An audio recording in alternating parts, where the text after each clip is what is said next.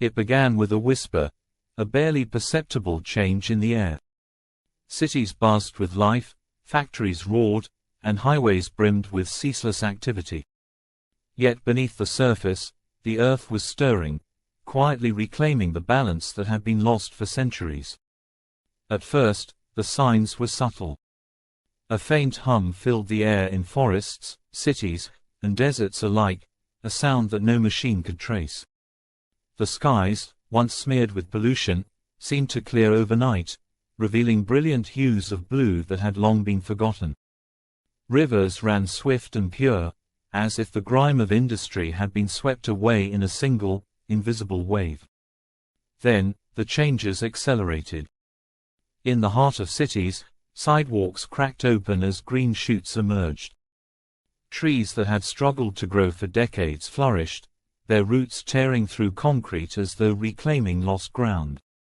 Across the oceans, the waters teemed with life.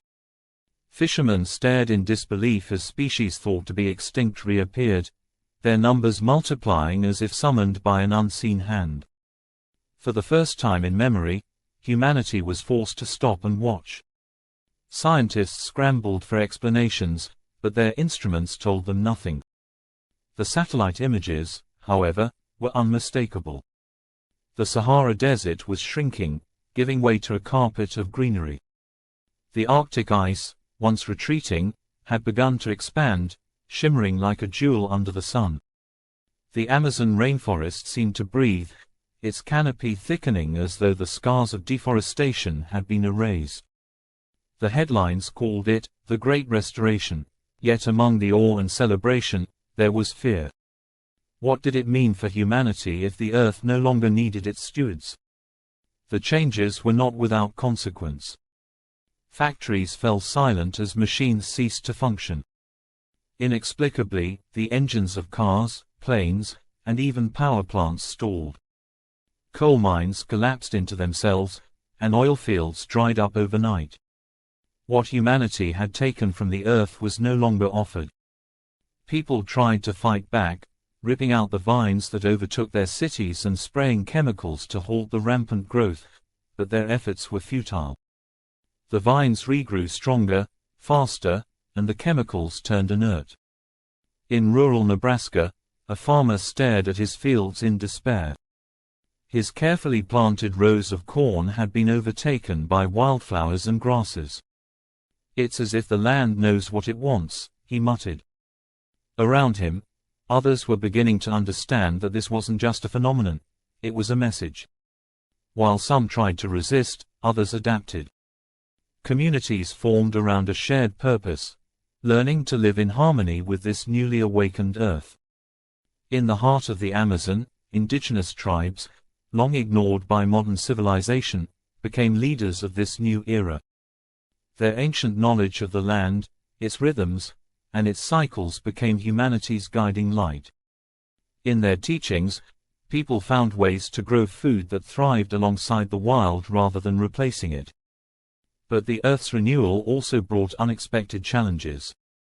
As the permafrost melted, ancient diseases emerged, threatening populations already struggling to adapt. Yet for every problem, the Earth seemed to offer a solution. In Africa, a rare herb sprouted in abundance, curing illnesses once thought incurable. In the Himalayas, a newly formed glacier provided clean water to parched villages. For the first time, humanity began to see itself not as the master of the earth, but as a partner. Not everyone accepted this partnership.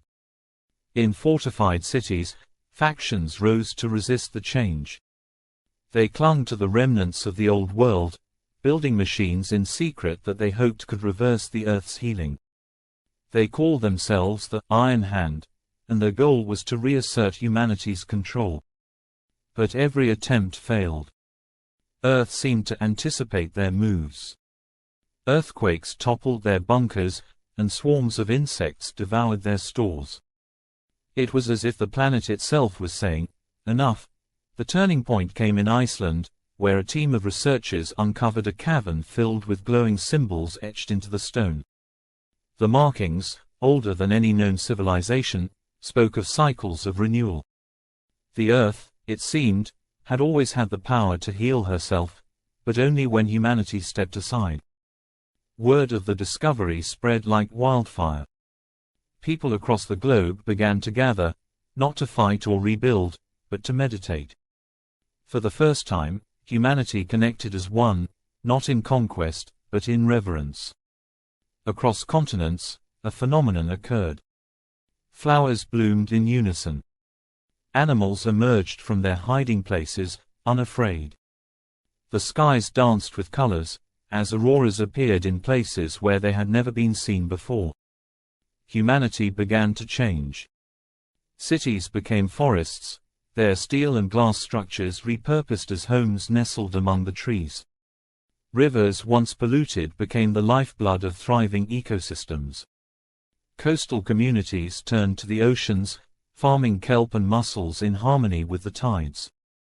Children grew up hearing the stories of the Great Restoration, tales that taught them how to live with the earth, not against it. The earth had taken back her breath, and in doing so, had given humanity a choice: fight and perish, or adapt and thrive. Those who chose the latter found not just survival, but a deeper connection to the world around them. The planet thrived, and so did they, united in a harmony that had been long forgotten. And so, the earth continued to turn, renewed and vibrant, with humanity no longer its oppressor, but its partner.